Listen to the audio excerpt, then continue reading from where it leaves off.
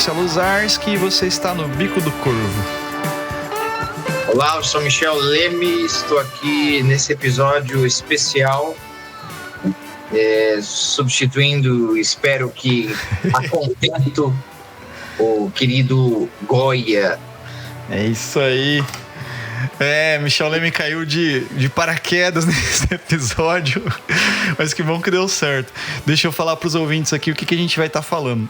No começo, nos primórdios do nosso podcast, a gente tinha uma coluninha mensal que era o Discografia Básica. Ou seja, eu e Goya a gente falava de um álbum que... fazia uma recomendação de um álbum. E geralmente era um álbum só no programa inteiro, né? A gente falava do álbum, esse álbum é legal, tarará. Sem aquela pretensão de ser um informador de coisas, né? Era mais pra, esse álbum é legal, escuta porque vale a pena, sabe? Sempre foi essa a intenção. E conversando com o Goya, a gente pensou, a gente tem que voltar a fazer isso, né? E daí eu sugeri pra ele, em vez de ser um álbum só, a gente podia fazer tipo esses clubes de leitura que a galera faz, a gente faz um clube do disco, né? Aí, a gente combina nós dois, cada um vem com um álbum que tá escutando, que acha legal, e esporadicamente a gente convida alguém pra ir junto também, né? Que sempre soma, né? Daí a gente vai ter sempre pelo menos uns 2, 3 álbuns, né? De recomendação, e é legal de falar o porquê que o álbum é importante e assim por diante. E o Frater Goya, nessas 2 semanas aqui, ele estava viajando, voltou e agora ele está, como diz ele está fudido, que ele está trabalhando em distribuições de aula e é um inferno. Então eu falei, quem que eu posso chamar para gravar? Michel Leme. Aí eu mandei mensagem para ele num horário, eu falei, mano, o que você vai fazer amanhã? Ele, tenho aula, tá horário. Eu falei, topa gravar? Topo. E estamos aqui hoje para gravar. Literalmente na janela. Exatamente, para gravar sobre os nossos álbuns sugeridos hoje aqui, né? Para assim que esse episódio sair, logo depois da nossa vinheta.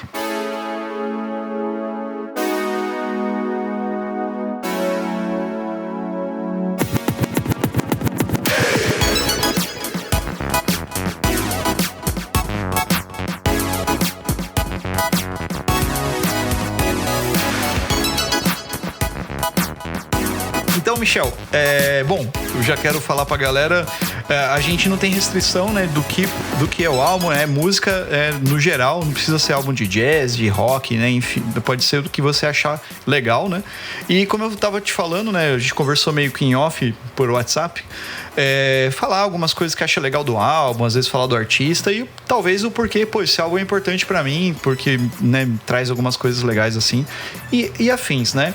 E eu comentei, falei, eu tenho escutado pra caramba, como o Cocteau Twins, né? Dei um tempinho neles e comecei a escutar a Kate Bush. E a Kate Bush, né? Pra quem não conhece, Kate Bush é uma cantora britânica, né? Lá dos anos 70 ali e tal. E ela tem uma voz muito específica. Até hoje ela canta, né? Ela é uma mais senhora hoje em dia, mas ela continua cantando super bem. Ela tem um timbre diferente, ela tem uma sonoridade bem diferenciada desde o primeiro álbum dela. E ela voltou a estar, vamos dizer assim, em evidência por causa daquela série Stranger Things, né? Que aquela música Running Up That Hill fez parte da trilha. E, bombou de novo, então ficou bem em evidência. E por um acaso, eu não conhecia esse álbum que eu trouxe hoje, que é o Hounds of Love. E eu conheci por causa da série. Eu já conheci o trabalho da Kate Bush lá do começo dos anos 70, assim. Mas esse álbum especificamente eu não ouvi, porque ele é mais dos anos 80 ali e acabei que me passou batido, assim, né? Eu escutei outras coisas, mas não escutei esse álbum. Ela começa a carreira dela meio que fazendo umas fitas demo de composições. Ela é compositora, umas coisas bem diferentes e tal. E por um acaso essa fita demo chegou nas mãos do David Gilmour, que é o guitarrista do Pink Floyd. E ele escutou, ele falou, essa mina é legal. Ela era novinha na época, acho que ela tinha uns, 19 anos, nem isso, eu acho. E ele achou mó legal, ele falou, não também desmerecendo a Kate Bush, não tô falando que só porque chegou na mão do David Bowie ela fez, né? Mas assim, ele é um cara super influente, já era já era o David Gilmour, já tocava numa banda super, né, influente na época e tal. E ele, vou apadrinhar essa menina. O Miles fazia isso pra caramba, tocando com pessoas mais novas, assim, também. E ela conseguiu fechar um contrato numa gravadora grande na época, assim, pra fazer uns álbuns, assim. E o primeiro álbum dela já foi com um monte de composição dela. E foi absurdo, assim, na época. Ficou nas paradas britânicas das músicas e tal, que é acho que é Kicking Inside, The Kick Inside, uma coisa assim, que é o que tem a música Wuthering Heights, que todo mundo conhece pelo Angra, Cliff Hears, não dá pra colocar aqui, senão a gente não consegue subir o episódio, mas enfim, essa música ficou famosaça e tal, e ela foi fazendo outras coisas. Ela tinha um catálogo muito grande já de composições já, então ela só ia se aproveitando dessas coisas. Até que chegou esse álbum, ele era mais rock, pop, anos 70 ali, então era uma coisa mais específica, assim, e ela foi indo mais pro rolê dela. O Hounds of Love, que é o álbum que eu quero trazer aqui hoje, ele tem uma vibe já, eu vi uma entrevista dela que ela fala que ela pôde fazer coisas que ela quis fazer mais. Então ela gravou esse álbum mais isolada numa fazenda lá onde ela estava. Então ela usou muito drum machine, que é aqueles sequenciadores de bateria eletrônica, sintetizadores. Então ela conseguiu fazer coisas que ela queria mais, escrever sobre coisas também que ela estava mais afim na época. Ela falou muito sobre relações, sobre o amor e tal. E esse álbum, pra mim, não que os outros são ruins, eu escutei os outros também, mas ele tem uma vibe, acho que é aquele lance que a gente conversa às vezes, Michel, da composição perfeita, sabe? A canção, sabe aquele lance que, essa canção é muito, muito certo, muito bonito, sabe? Muito redondinho, sabe? Mas mesmo assim, você vê que tem umas progressão de acorde esquisita, umas coisas diferentes.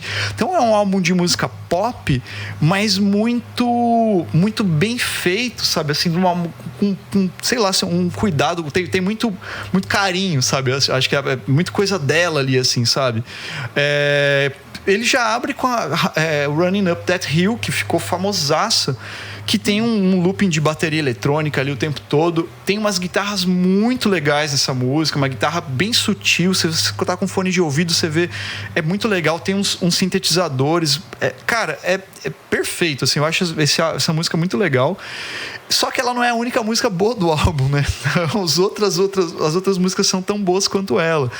Aí ela segue. Eu vou falar um pouquinho na sequência, daí eu já passo a bola pra você, beleza? Tá tudo certo. Aí ela segue pra Hounds of Love, que fala sobre o álbum.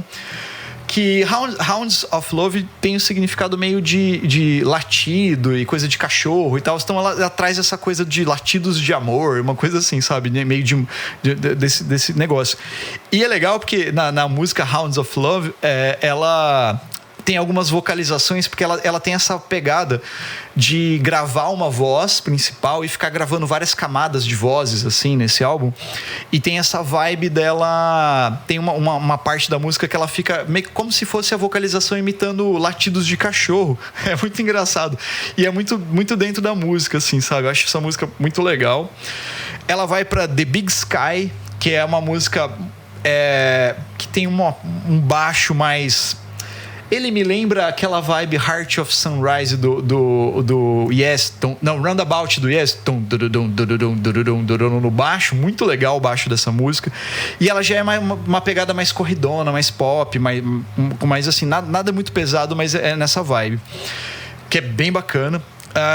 Ela vai pra faixa 4, que é Mother Stands for Comfort, que é uma balada que começa com uns barulhos de coisa quebrando, parece uns vidros quebrando, umas coisas muito malucas, bem esquisito. E daí uma balada bonitaça com baixo fretless. Pra quem tá ouvindo não sabe o que é um baixo fretless, o baixo é aquele instrumento grandão, né?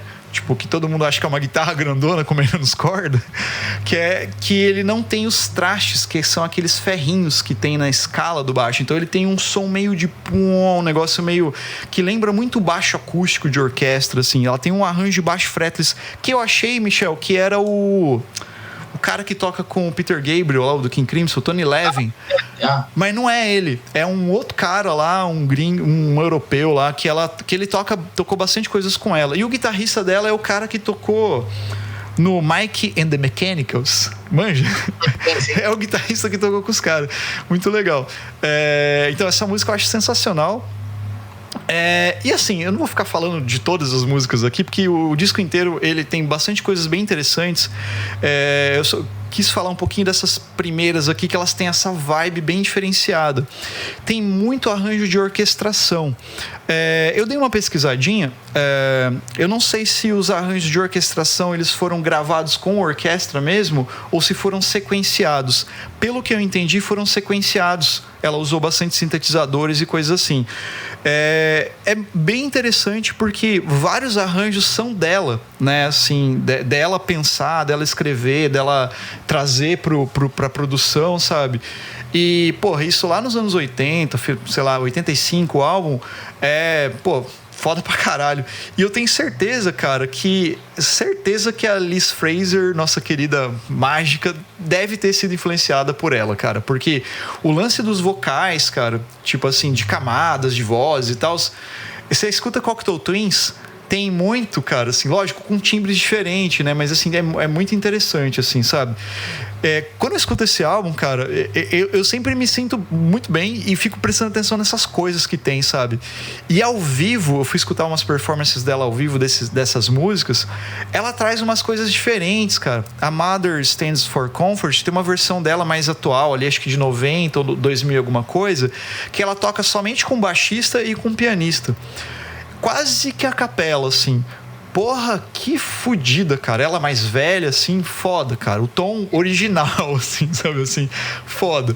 Acho muito legal.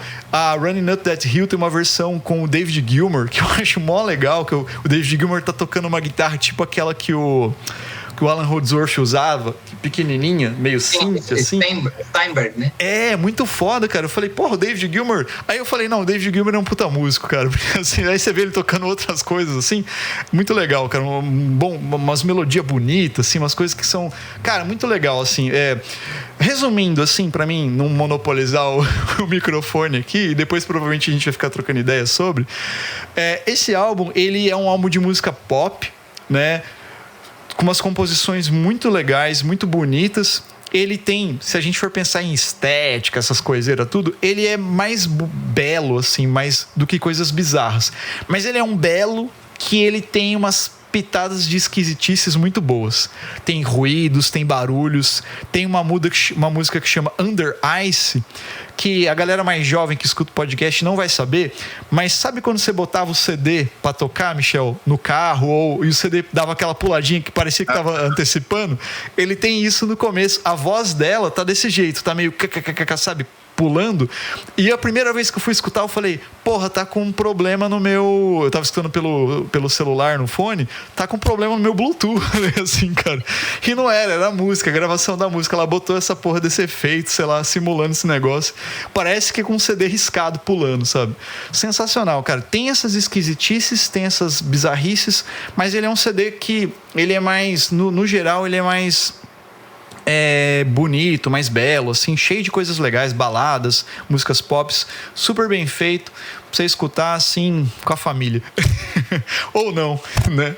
Enfim, Rounds of Love da Kate Bush é a minha indicação do nosso clube de hoje. Conhecia ele já, cara, ou não? Vou procurar e vou ouvir. Obrigado pela indicação, Zasco.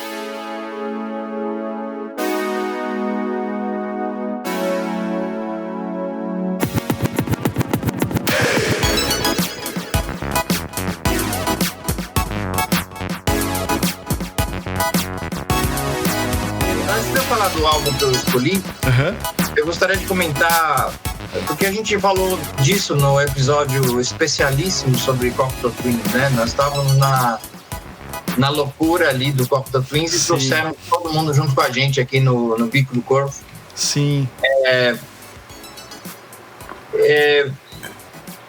Eu queria comentar o seguinte, e quando você me fala essas coisas, me dá vontade de ouvir, né? Porque você percebe que isso aí... De que ano é esse álbum? 85.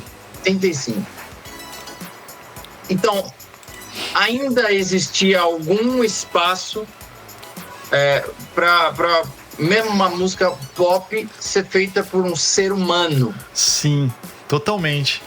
E não por um esquema que basicamente é parte de um esquema de animalizar as pessoas, que a gente vê se manifestando em várias coisas na sociedade. Claro que o animalizar as pessoas não vai diretamente a minha crítica à música, é mais de uma coisa muito geral, e o que se aplicaria à música, fora o Animalize do Kiss, mas seria uma questão de você só falar em vendas, em execução, em estourar e etc. E o estourar hoje é também traduzido como entrar na trend. Certo? Acho que nem isso talvez já mudou. Uma daqui a 5 segundos vai mudar. E outra coisa, dentro ainda desse comentário que eu faço a partir do que você traz pra gente, é que a criatividade ela não se limita ao gênero. Então, cara, você ouve Stevie Wonder, você ouve Gonzaguinha, você ouve Cocteau Twins, e você ouve pessoas se arriscando a imprimir na gravação aquilo que elas sentem, mesmo que depois elas falem, eu estava equivocado. É um processo. Então,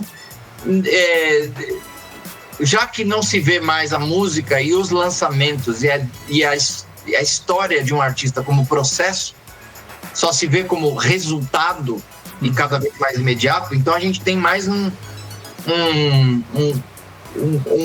ponto de animalidade mesmo nessa porra, sabe? As pessoas estão envolvidas com a música e esquecem do porquê que elas se envolveram com a música, ou talvez algumas nem gostem de música e são apenas cavalos de uma indústria, mas cara, eu acho que a gente pode ainda desfrutar da música que você concordando ou não, ela te traz alguma sensação. Bom, eu vou falar de um álbum aqui que eu fiquei viciado e ainda confesso que é que nem o filme Drácula Drácula de Bram Stoker, né, do Francis Ford Coppola, que se marcar eu tô assistindo ele de novo. Então eu tô trazendo esse álbum aqui não porque eu considere tipo o A Love Supreme do Coltrane ou aquele papo tipo você tem que ouvir. Eu tô trazendo esse álbum pelo que ele gerou em mim, e aí eu vou tentar falar algumas coisas a respeito. O álbum se chama Extension, do pianista McCoy Tyner. Álbum que pode se chamar de jazz, porque é dentro dessa ideia, né, de improvisação, de um tema e onde o grupo, enfim, improvisa. Tem a estrutura dos temas e blá blá blá. E também tem gente que chama isso, de acordo com a época e com o clima, principalmente depois do A Love Supreme, depois de coisas da própria Alice Coltrane, que faz parte desse álbum, de spiritual jazz, entende? Tudo isso, mano, eu não ligo pra essas merdas, porque, cara, cada um chama do que for. Eu chamo esse álbum do nome que ele tem. Então, primeiro algumas coisas que eu achei legal que você deu alguma ficha técnica aí, eu vou dar também, porque eu fiz uma pesquisa rápida aqui antes. E, inclusive, ninguém vai ver, mas eu tenho o CD. Olha aí, mano. Com um encarte, com texto e com informações, assim como eu lanço meus álbuns e você também, né, Zar? Sim, legal pra caramba, mano. Porra. Tá aqui, ó. Esse álbum é foda, mano. Eu tô ligado. Ai, que massa, mano. Então, bom, vamos pra ficha técnica rapidamente. Esse álbum foi gravado em 9 de fevereiro de 1970 e foi lançado apenas em janeiro de 73. Porra. Veja só. E às vezes eu acho que eu demoro para lançar meus álbuns, porque eu demorei, sei lá, 4 meses para mixar, fazer capa, encarte e tudo mais. Foi lançado pela gravadora Blue Note. O áudio é a cargo de um cara lendário nessa área, que é o Ruud van Gelder. Esse cara, enfim, o próprio Love Supreme foi ele que foi engenheiro de som. A capa, que é essa foto que um cara descreve como parece uma foto da National Geographic, que deu até confusão. Tinha gente que achava que era um disco da National Geographic e por isso não vendeu tanto, diz o cara no YouTube. Mas não sei. A capa é do Clifford Janoff, com 2 Fs no final. E tem 4 faixas. Message from the Nile, que é mensagem do Nilo. The Wanderer, que é traduzido como andarilho, mas Wander quer dizer outras coisas também, né? Survival Blues, que é enfim, blues do sobrevivente, é isso? Acho que é. E His Blessings, que é suas bênçãos. O McCoy Tyner, eu não sabia, mas ele é da religião islâmica, né? Parece que ele passou por essa fé aos 17 anos de idade. E na entrevista que ele dá para o cara que escreveu as notas aqui, ele fala muito da questão política, que ele fala, por exemplo, isso aqui eu não traduzi, vou ler rapidinho. Ele fala que eu sou a música que eu toco. Então, ao tentar explicar a direção da minha música, eu não uso esse termo, minha música, mas é uma coisa... Muita gente está usando essa porra dessa tradução literal, né? Eu não uso isso porque não é minha música, é a música, né? A música, a partir do momento que eu toco, que eu trago para um grupo, ela não é mais minha, ela é nossa. Enfim, aí é uma puta discussão, mas... E aí ele fala... Então, quando eu tento explicar a direção da minha música, eu só posso basear isso na direção que eu persigo, que eu busco na vida. E aí ele cita também, você vê o caráter político atrelado à música, ele fala: composições escritas e tocadas por músicos negros são veículos para expressar lutas e sofrimentos do povo negro. E esse álbum tem só músico preto, né? Do povo preto, que é o McCoy no piano, Gary Bartz no sax alto, Wayne Shorter no sax tenor e soprano, Ron Carter no baixo acústico, Alice Coltrane na harpa e Elvin Jones na bateria. Então, minha gente, isso aqui foi minha apresentação da ficha técnica desse álbum. E agora eu vou para algumas histórias e impressões, porque eu acho também legal a gente dividir isso, porque a gente dá uma perspectiva que às vezes a pessoa repara, ou então a pessoa fala: pô, legal que você falou aquilo, mas eu reparei numa outra coisa e me veio outra noção. Então, a velha arte da conversação entre seres humanos, né? Então, esse disco ficou muito marcado para mim, mano, principalmente as 2 primeiras faixas. Então, o lado A dele, vamos dizer, que se fosse um vinil. A primeira música, ela tem um clima que, assim, eu gostaria de reproduzir isso um dia do meu jeito. Mas é como se, assim como a gente brinca sério falando do Cocteau Twins, que tem uma mágica ali, pra mim tem uma mágica nisso. E tem alguns discos, cara, que eu volto a ouvir, que não são tão falados por ter solos lendários ou tal. Por exemplo, Kulu Se Mama, do John Coltrane, é muito foda. E eu volto a ouvir esse disco só pelo clima dele. Tem alguma coisa que me faz ouvir de novo. Tô até adiantando, de repente, próximas edições, né? Mas aí eu tenho que aproveitar o tempo que o Goya não está aqui e dar já 5 álbuns recomendados, né? E outro álbum que eu sinto isso, tem alguns caras que falam que o Crescent do Coltrane é bastante assim, que acham mais até transcendente do que o Love Supreme. Eu não acho, mas é lindo. Tem um álbum do Coltrane chamado Transition, que é muito bonito. Enfim, tem álbuns que tem um clima, cara, Você fala, eu queria estar lá nessa gravação, porque eu, na minha mitologia que eu vou criando, ouvindo isso, é óbvio que a gente fantasia em, sabe, os caras estavam tocando e veio um facho de luz, entende? Não sei. Mas me pega muito esse clima desse álbum. E ainda, nesse caso, são solos muito foda. Assim, tem solos do Wayne Shorter. O Wayne Shorter tem solos muito pesados, muito profundos, que eu posso citar alguns aqui. Por exemplo, tem uma música que chama Molasses Run, do Weather Report, foda, um solo que me marcou demais. Tem a versão ao vivo que tem nesse vídeo do Rock Palace, do Weather Report, da música Black Market. Tem solos dele que eu vi em vídeos que ainda não tem no YouTube, por exemplo, tem um no Brasil em 86, tem um solo dele numa música que chama Plaza Real, foda.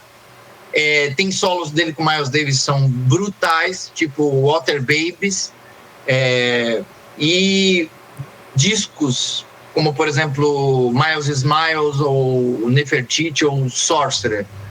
E aí tem faixas, por exemplo, Prince of Darkness, que tem um solo fudido.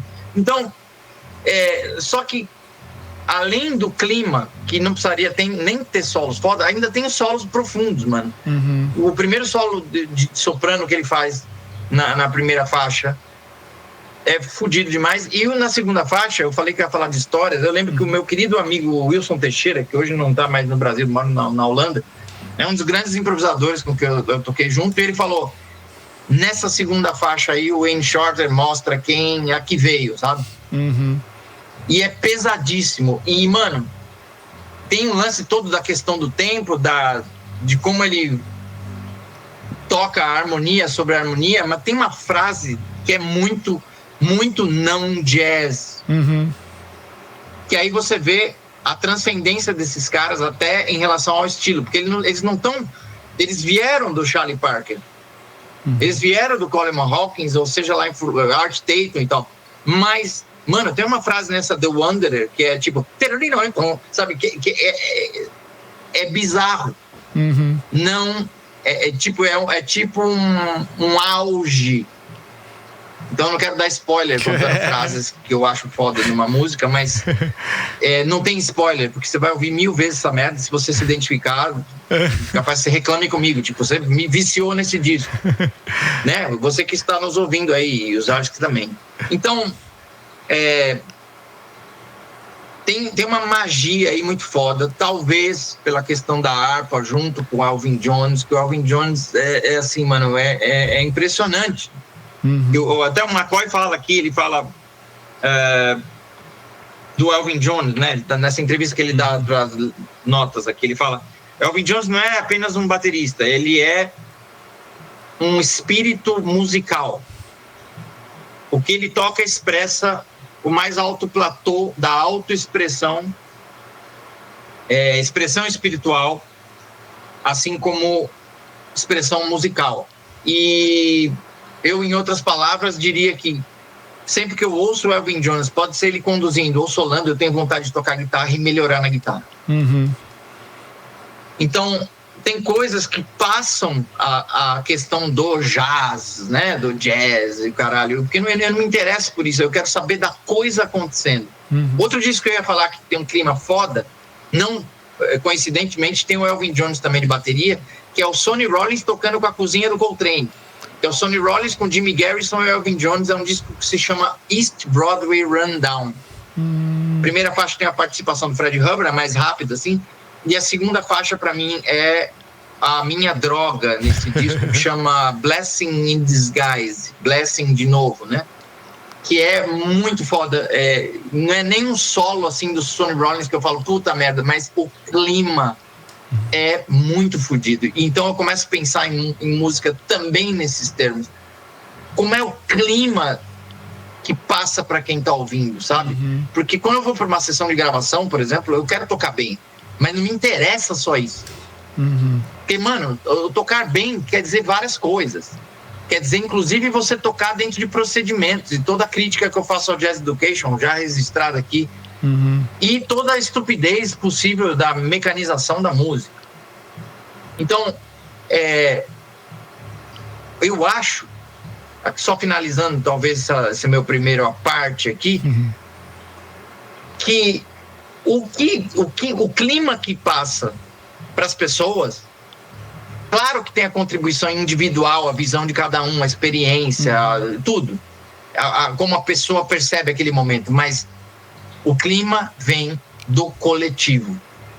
O que aquele grupo gera. Por isso que eu chamo, cada grupo é um organismo completamente diferente. Você tem o mesmo bateria e o mesmo baixista e adiciona um pianista comigo, por exemplo. É outro organismo. Agora, se sou eu tava ouvindo uma mix aqui de um álbum que eu tô começando a mixar agora. Mano, aquilo é um organismo, cara. E olha que a gente tocou 1 vez e meia ao vivo. Mas a gente já tinha gravado um álbum antes, que é o Pira. Então, quando eu ouço aquilo, eu vejo o organismo que nós somos. Então, esse aspecto da música, ele, infelizmente, não vai estar... eu sei que o Cocteau Twins gravou com bateria eletrônica, não sei o quê, mas tinha gente tocando em cima.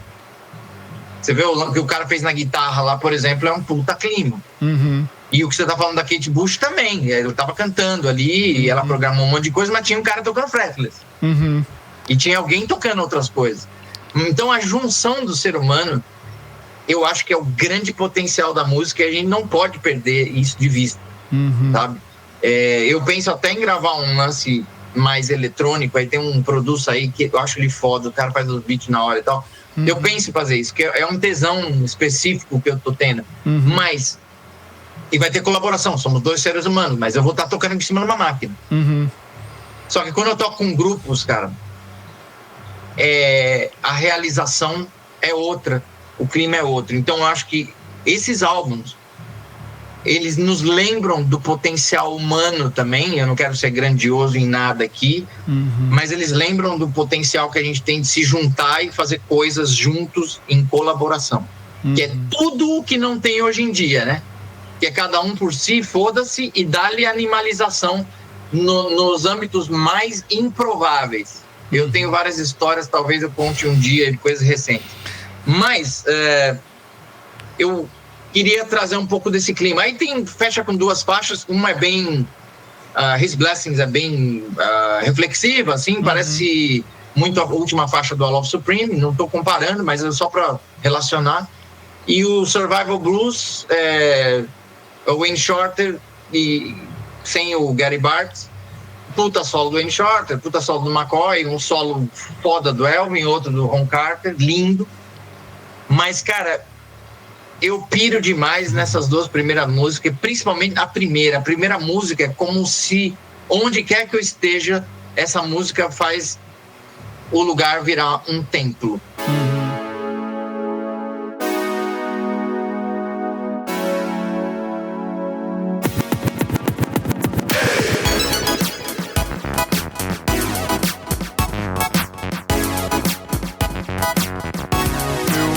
Cara, que engraçado, ó. Eu tava ouvindo esse disco semana passada. Eu parei pra ouvir ele na semana passada. Acho que a gente comentou desse disco uma vez. E tipo assim, e daí você foi falando, eu falei, nossa, eu preciso ouvir de novo, porque eu preciso sacar essas coisas que você tava falando aí. Porque eu escutei um tempo, depois nunca mais ouvi, daí semana passada eu escutei ele de novo, uma vez só, botei ele pra escutar, eu tava trabalhando, daí botei ele pra escutar, mas sabe quando você só coloca? Sim. Tipo assim, e daí eu falei, agora que você falou, pô, preciso ouvir. Mas uma coisa que me marcou nesse álbum aí, cara, a primeira música, essa música pra mim, ela é foda, cara. Eu lembro que eu gostava de ouvir ela bastante, as outras eu ouvia, é legal também, mas essa me pegava mais, porque eu não sabia o que era aquele instrumento do começo, eu não entendi, porque é a harpa da Alice, né? E eu falei, nossa, que som maluco, que é esse negócio aí? Eu achava que o McCoy tava tocando nas cordas do piano, fazendo umas maluquices, assim, sabe? Daí eu falei, caralho e tal. E daí eu fui ver Alice Coltrane. Daí eu já sacava que a Alice tocava harpa, né? Que eu fui ver a gig que toca com ele lá na internet, vê essas informações técnicas, né? Que eu não tenho o CD, né? Assim. E daí tava lá, Alice Coltrane harpa. Daí eu falei, caralho, é harpa esse negócio. Daí eu vi que era harpa mesmo. Daí eu comecei a escutar diferente já, assim, sabe? Mas daí eu falei, nossa, que legal. Mas essa primeira faixa é o... Nossa, é muito foda. E tem uma pegada, não sei se você sente isso. Eu vejo bastante isso em algumas músicas suas, Michel, inclusive. Que é um negócio... Eu não sei se é isso ou não. Se não for, você me corrige. Mas é uma coisa bem afro. Bem preto. Sabe assim? Tipo, que tem uma coisa meio africana no negócio. E tem músicas suas que tem essa coisa, sabe? Tipo, dos álbuns que eu comprei seu lá do começo, o Tchá Malícia, por exemplo, né? Tchá Malícia, né? Acho que é isso, né? Tchá Malícia. O disco chama Michel Lê Me Afirma e a faixa é o Tchá Malícia. Tchá Malícia. Esse é um trocadilho, porque eu tocava numa banda de baile que tinha um tchá-tchá que chamava Tchá Patrícia. Meu Deus. Sacou? Tá aqui. Mas ele tem essa... Sabe, tem umas coisas assim, sabe? Um negócio meio... Não sei, tem essa... Eu não gosto de falar a palavra negritude, que eu acho que eu posso estar falando num sentido sem saber. Mas tem uma coisa meio afro. Tipo o disco que você gravou com o brother Batera lá. Sim. Que daí já é bem, né, nessa vibe, né? Mas eu sinto essas coisas nesse álbum, cara. Acho mó foda. Eu vou ouvir de novo. Bom você ter lembrado, mano. Pô, Pode falar. Uma vez eu tava com um médico da antroposofia, né? Uhum. E aí eu contei um sonho meu, que eu sonhei que o Miles Davis me falava um termo muito curto, mas claramente num dialeto africano. Uhum. Deixa eu já contei isso aqui. Não? Aí eu falei, putz, eu só não lembro a palavra qual era. Aí ele falou, não importa. Aí ele falou pra mim, a África é o coração da terra. Olha aí, ó. Esse sonho eu tô falando pra você ir por coração. Olha, que massa. Então, rapidamente, se eu te falar os músicos que mais me influenciam, a gente já conversou várias vezes, isso é tudo músico preto, cara. Uhum. E não é uma questão do que chamam identitarismo, e eu não falo isso pra estar dentro de uma trend, entende? Porque se amanhã a trend for você ser um fascista e ser um supremacista branco, eu também não vou estar nela. Uhum. Muito menos. Então, tem um lance que eu acho que não importa a nossa cor, e obviamente a questão racial ela é dada, ela precisa ser, nós precisamos ser primeiramente aliados antirracistas, isso não tem negociação, certo? Ou você é um aliado antirracista ou você é um bosta. Exatamente. Defendendo o indefensável. Agora, em termos de música, mano, o samba veio da África, o jazz, por exemplo, o Elvin Jones, ele com o lance que chamam de polirritmia, é África aquilo, total, mano. Então, o que mais me chama é isso, entende? É isso, e expressar as coisas que eu tenho para expressar em meio a isso, através disso, sob isso, o que for. Então, daí acaba que eu sempre trago esses elementos, não para, sabe, fazer uma música para justificar qualquer coisa. Não, a música, cara, por mais que possam achar, às vezes, um título ou outro, eu não faço arte panfletária, entende? Vem naturalmente, né? Você quer dizer assim. Eu vou por prazer. Então, por exemplo, agora eu gravei nesse disco que eu falei que eu tava mixando, que é com o Hugo Fonseca e o Vinícius Teixeira, que é um time muito querido. Começando a mixar agora, tem uma faixa lá.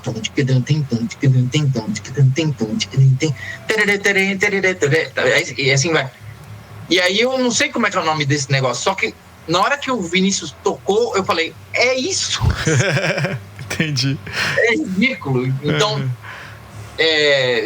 porque eu quero explorar diferentes ritmos e me desafiar ao mesmo tempo de desfrutar. Sim. Então, eu acho que eu fico feliz e agradeço por você ter tocado nesse assunto. Mas, então, e vem bastante essa sonoridade pra mim, assim. Pô, que legal que você trouxe esse disco, porque eu precisava, tipo, ouvi-lo com mais destreza, talvez, assim, escutá-lo, né? Tipo, de verdade. Assim. Não, eu acho que esses discos, é legal você falar da música pop, e qualquer dia que a gente tiver a oportunidade de fazer isso, ou talvez aconteça o contrário, eu trago um negócio pop. Sim.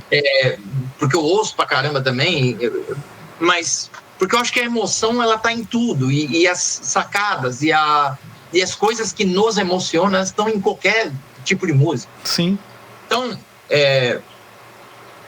o que você falou do lance da Kate Bush é muito legal, mano, porque parece que nós estamos sempre procurando a pérola, né? Uhum.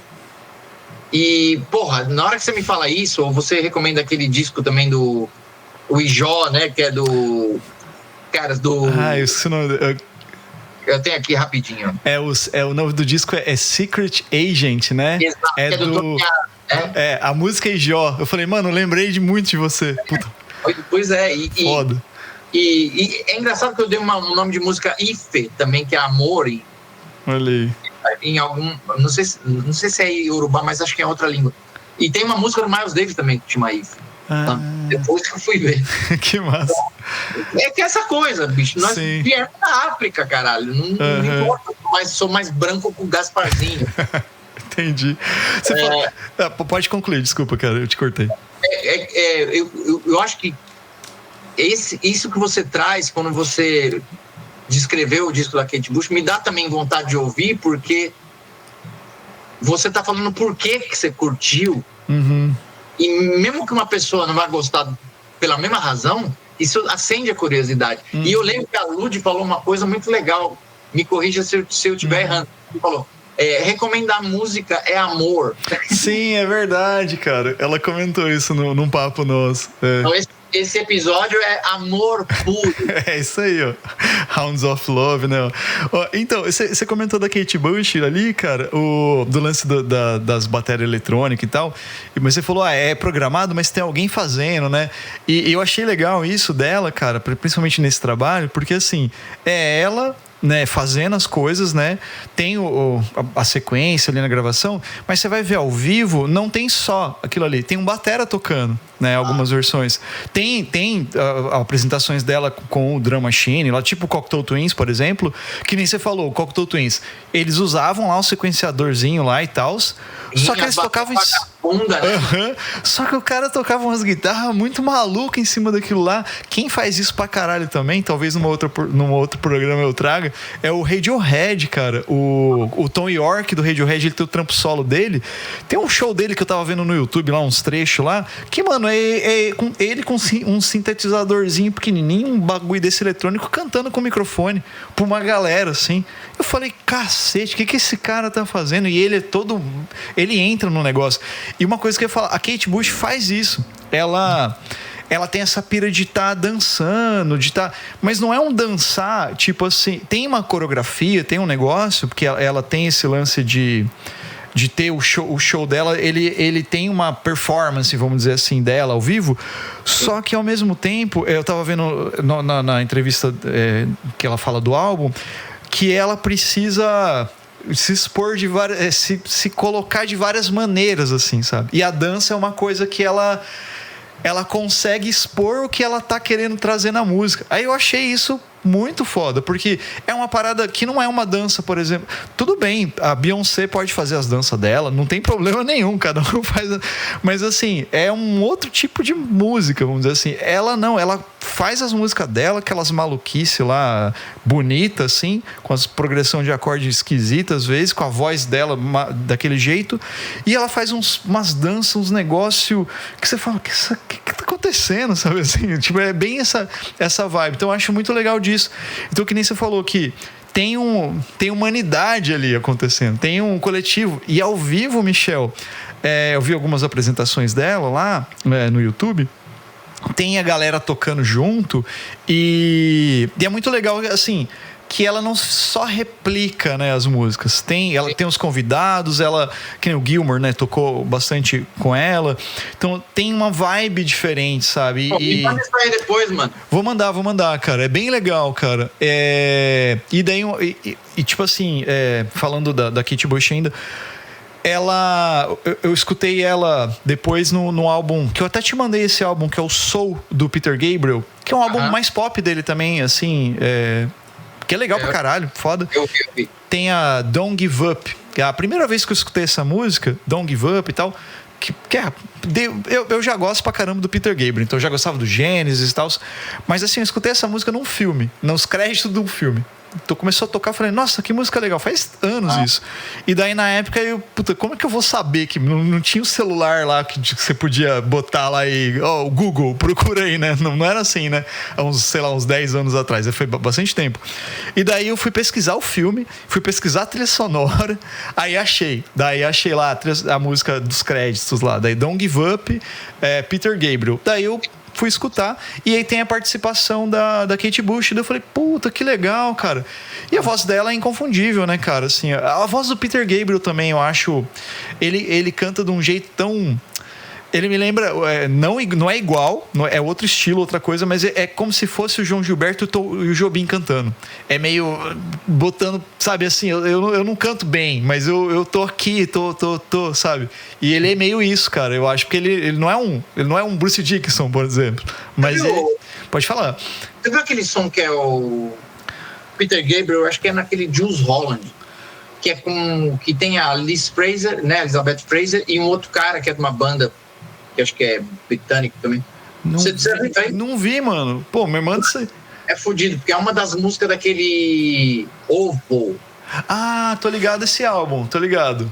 Essa versão ao vivo é foda. Eu não sei como é que eu não te mandei ainda, porque eu assisti ela uma porrada de vezes, porque a Elizabeth Fraser é aquele negócio, né? Ela traga a gente para o universo, enfim, não só dela, mas, enfim, não dá pra descrever muito. E, mano, quando você estava falando sobre o negócio de eletrônico, o Jazz from Hell do Zappa é bom pra caralho. Foda. A gente gravou um programa do Zappa uma vez, cara, como que é o nome do... É com um conhecido que a gente fez, que é amigo... A gente tem os conhecidos do podcast, né? Um chama outro e vai que nem a gente vai indo. E daí um dos caras que é amigo nosso lá que grava, o Rodrigo, que trabalha com música em São Paulo também, ele falou, tem o Marcelo, que ele toca naquela banda Premê, sabe? Premeditando Break, o Marcelo... Esqueci o nome dele.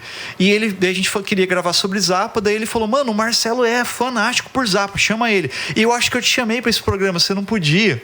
Lembra? Você falou, mano, tem uma gravação. Eu avisei pra você. Era um programa sobre Zappa. E daí, putz, cara, eu lembro que você gosta pra caralho. Eu avisei, só que você falou que não dava. Mas assim, enfim. Aí a gente falou desse álbum aí, cara. Daí eu falei, eu acho que o Marcelo, ele é compositor também e tal. E ele falou, cara, o Zappa, esse negócio aí, ele escreveu com uns bagulho maluco lá que ele tinha, tudo escrito, programado e não sei o quê. E ele nunca tocou. Acho que ele nunca tocou ao vivo isso, cara. Não. Né? Depois teve uma versão do G-Spot Tornado com uma orquestra. Legal. Inclusive tem no Yellow Shark, né? Que é um disco um pouco depois, foi a última coisa que ele lançou oficial. Mas, pô, foda pra caralho. Esse álbum, nossa, foda. Você falou da Liz Fraser. Ano passado ela teve aqui no Brasil, né? Com o Massive Attack. Agora no fim do ano, né? Puta, que foda, mano. E eu vi uns vídeos no YouTube, assim, de gravação das galera. Ela é fantástica, mano. Ela... Foda. E sabe que eu me lembrei também, você falando da Kate Bush, eu me lembrei da Fiona Apple. Puta. Foda. Eu escutei o primeiro álbum dela, que é o que tem Criminal. De lá eu já falei, essa menina é diferente. Daí... Várias coisas legais. Puta, foda. E daí ela tem um outro álbum mais atual dela, que, puta, eu não lembro o nome. A menina que trabalha comigo aqui, a Letícia, que trabalha na secretaria da escola, ela curte pra caralho esse álbum. Ela falou, mano, escuta esse álbum da Fiona Apple, que é foda. Essa menina é baixista, também ela gosta de música e tal. Puta, que foda. Eu preciso ouvir, cara, isso aí também. Umas similaridades, assim, e outra... E eu tive a oportunidade de conhecer, numa oportunidade bem peculiar, uma cantora que cantou com o Itamar Assunção, mano. Porra.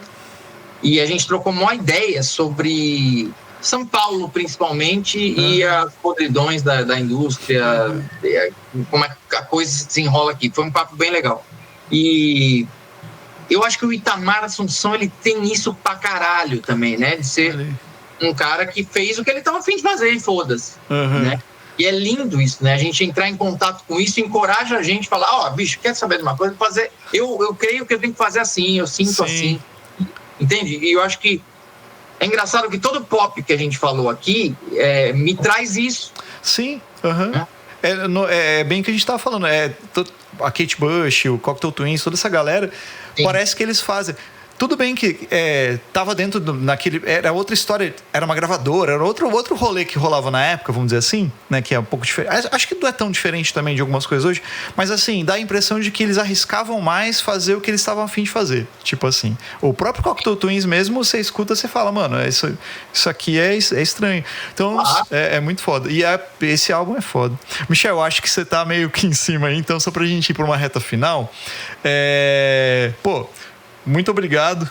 Desculpa te chamar em cima da hora, assim, que bom que você topou. Eu agradeço, mano. E agradeço. Falar do que a gente ama, né? Pô, que massa. E agradeço por você ter lembrado desse álbum, porra. Vou escutá-lo de novo e fica a recomendação aí do disco da Kate Bush. E pra galera que tá ouvindo aqui, a ideia, né, da gente fazer esse tipo de episódio pelo menos uma vez no mês. Não sei se o Michel consegue estar sempre, mas né, já fica o convite para voltar, né? O Goya, assim que ele conseguir sair um pouco do trabalho dele, ele retoma também. Seguimos adiante aí. Eu agradeço muito, mano. Pô, demais. E fica... Pra quem tá ouvindo aí e quiser, tipo, sugerir pra gente, manda lá nos comentários depois no Instagram. Pô, recomenda um álbum, coisa aí, a gente... Pô, eu gosto de escutar coisa pra caramba, assim. O Michel sempre tá falando de coisa também, eu sempre mando coisas pra ele. Tô numa pira de escutar rock, música pop da Argentina, mano. Então, as coisas muito boas lá, Michel. Tem coisa pra caralho, gente. Eu acho... Vou te mandar umas coisas aí. Eu acho que descobri uma banda de blues, cara, lá dos anos 70, que eu não vou lembrar o nome agora, mas assim, é foda. Coisa bem interessante, mano. Mas assim, legal de... Pode falar. Tem muito som pra gente conhecer. Eu agradeço aí, Osasco. É sempre um prazer estar aqui. E eu queria só dar 2 recados rápidos. Manda. Dia 2 de fevereiro agora, capaz que quando for ao ar esse episódio já foi dia 2, mas já vai estar nas plataformas o álbum Levante. Ah, bom. Eu, o Bruno Tesli e a Vanessa Ferreira, a gente gravou lá em São Francisco Xavier. Eu ainda estou vendendo e eu sempre continuo vendendo os álbuns como pacote digital, que acho que é um jeito muito mais legal de apreciar. Quem tiver afim, fala comigo, é michel@michelleme.com, os 2 L juntos. E também, dia 23 de fevereiro, eu vou lançar o novo álbum vendendo pacote digital, que se chama Myriad. Olha aí. Iniciais de Michel, Richard e Edson, né? Myriad parece uma variação de miríade, né? Sim. Então achei interessante ter uma ilustração minha na capa, são 5 temas inéditos, então em breve eu já anunciarei aí, pessoal que quiser saber das coisas que eu tô fazendo, é Michel Leme Music no Instagram. E o meu site é michelleme.com. Muito obrigado! Massa demais. É isso aí, galera. O Michel sempre tem esse lance de fazer as vendas tipo, pelo link, certinho. E é bem massa, eu tenho vários. E, inclusive, ele sempre vem os áudios em qualidade muito boa, muito melhor do que vários streams aí. Vem as partituras pra quem quer tocar, os encartes, vem tudo bem legal. E Michel super acessível. Manda um alô lá no Facebook. No Facebook não, no Instagram. No Facebook deve ter também. Eu não entro no meu Facebook, mas não sei nem como é que tá. Mas também porque ele vai responder no tempo que ele tiver ali. É super fácil de encontrar. Recomendo. Muito foda. Muito obrigado, Michel. Aquele abraço. Tamo junto. Valeu. Valeu.